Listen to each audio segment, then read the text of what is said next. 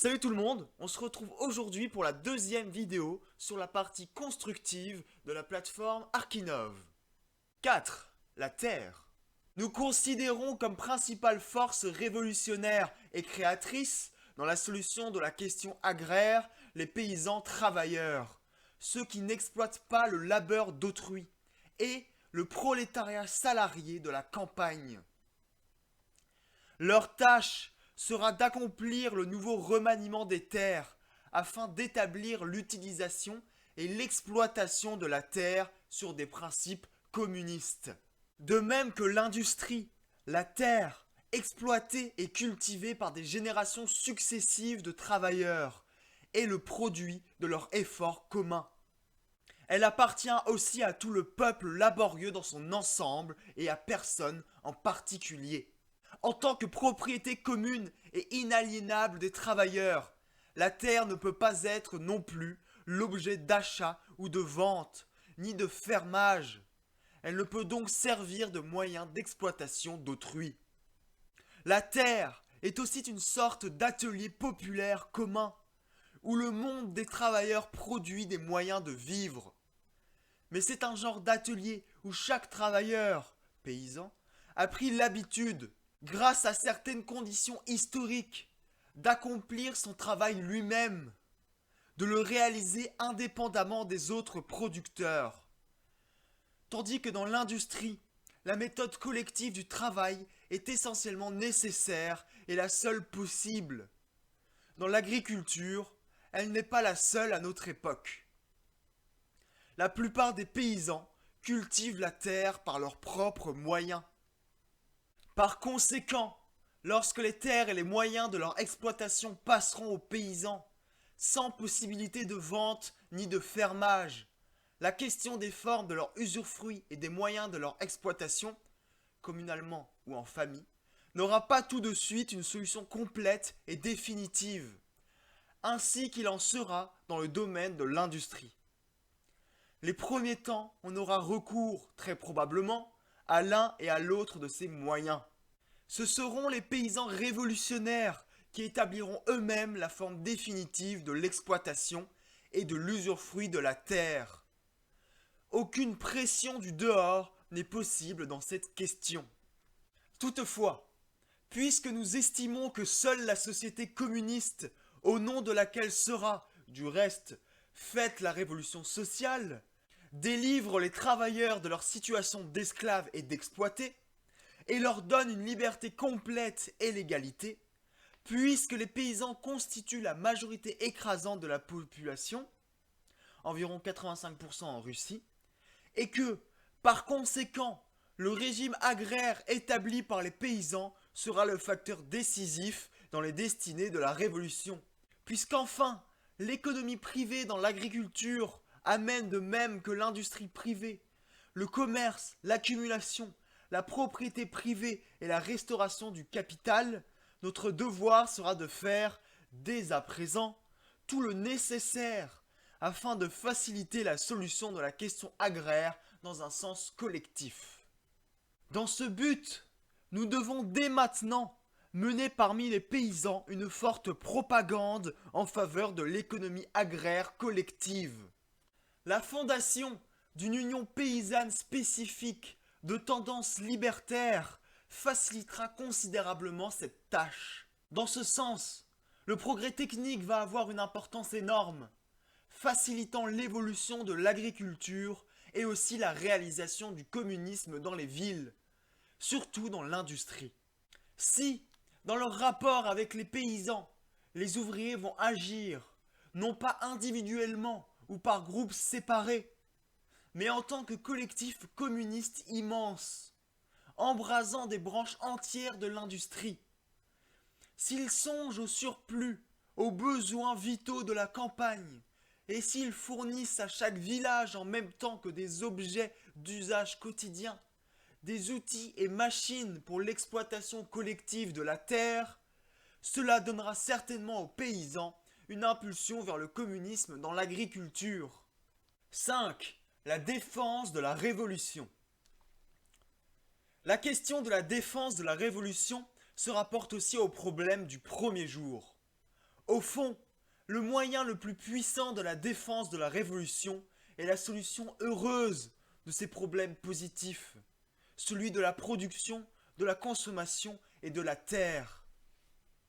Une fois ces problèmes résolus d'une façon juste, aucune force contre-révolutionnaire ne pourra faire changer ou vaciller le régime libre des travailleurs.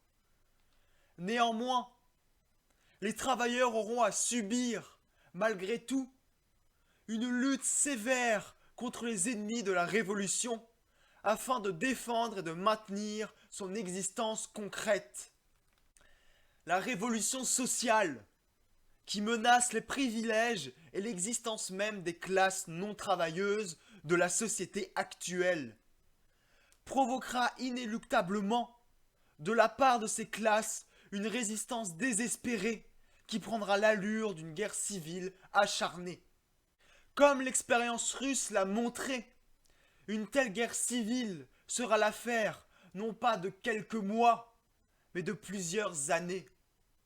Aussi heureux que soient les premiers pas des travailleurs au début de la Révolution, les classes dominantes conserveront néanmoins longtemps encore une énorme capacité de résistance.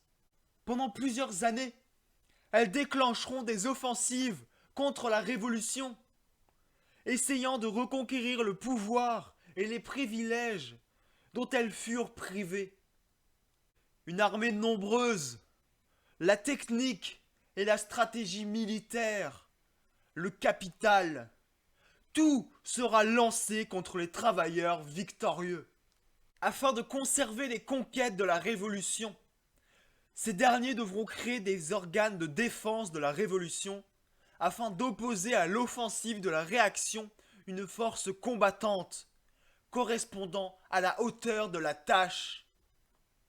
Les premiers jours de la Révolution, cette force combattante sera formée par tous les ouvriers et paysans armés.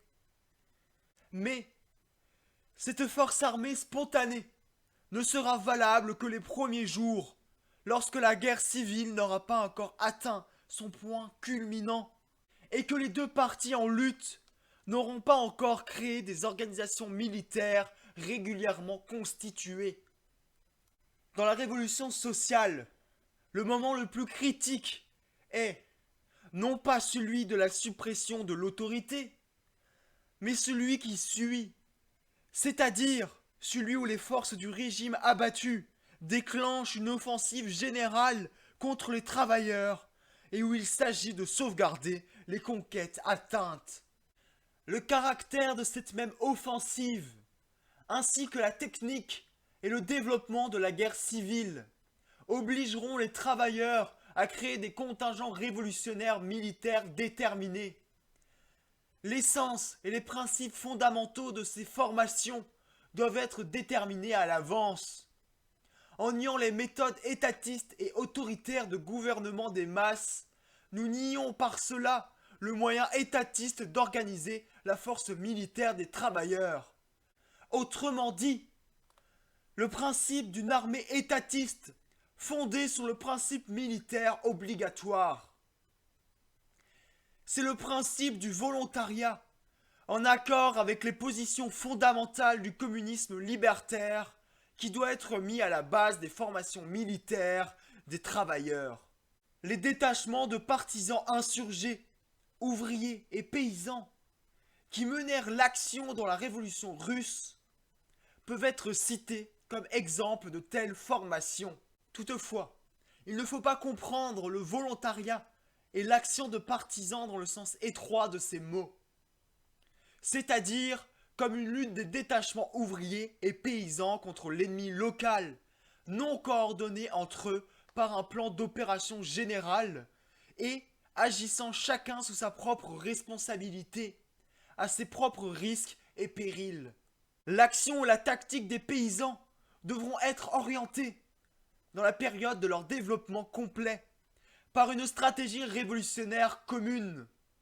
Semblable à toute guerre, la guerre civile ne pourrait être menée avec succès par les travailleurs qu'en appliquant les deux principes fondamentaux de toute action militaire: l'unité du plan d'opération et l'unité de commandement commun.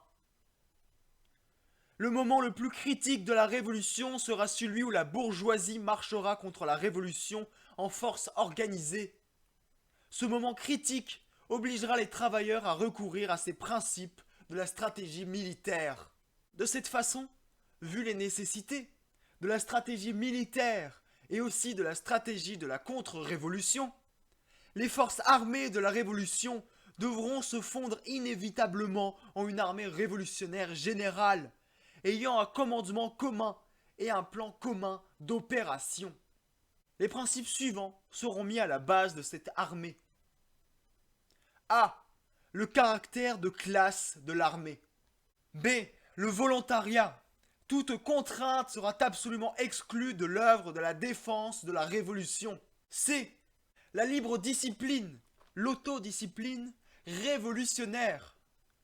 Le volontariat et l'autodiscipline révolutionnaire s'harmoniseront complètement ensemble et rendront l'armée de la Révolution moralement plus forte que n'importe quelle armée d'État. D. La soumission complète de l'armée révolutionnaire aux masses ouvrières et paysannes. En la période des organismes révolutionnaires et paysans, communs pour tout le pays, placés par les masses aux postes dirigeants de la vie économique et sociale. Autrement dit, l'organe de la défense de la Révolution, chargé de combattre la contre-révolution, aussi bien sur les fronts militaires ouverts que sur ceux de la guerre civile interne, les complots de la bourgeoisie, les préparatifs des actions contre-révolutionnaires, etc., sera entièrement du ressort des organisations productrices ouvrières et paysannes, auxquelles il sera soumis et par lesquelles il sera orienté politiquement. Remarque, tout en devant être construite conformément à des principes communistes libertaires déterminés, l'armée elle-même ne doit pas être considérée comme un élément de principe. Elle n'est que la conséquence de la stratégie militaire dans la Révolution, une mesure stratégique à laquelle les travailleurs seront fatalement amenés par le processus même de la guerre civile. Mais cette mesure doit attirer l'attention dès à présent. Elle doit être soigneusement étudiée afin d'éviter, dans l'œuvre de la protection et de la défense de la Révolution, tout regard irréparable. Car des retards pendant les jours de la guerre civile pourront s'avérer néfastes pour l'issue de toute la révolution sociale. C'est donc la fin de la partie constructive. Dans la prochaine vidéo, nous terminerons la lecture de la plateforme Archinov avec la partie organisationnelle. J'espère que cette lecture vous aura plu. Si c'est le cas, vous pouvez mettre un j'aime à la vidéo et la partager. Et n'hésitez pas à aller vous abonner aux différents réseaux sociaux, ainsi qu'à la chaîne YouTube. Allez, salut tout le monde!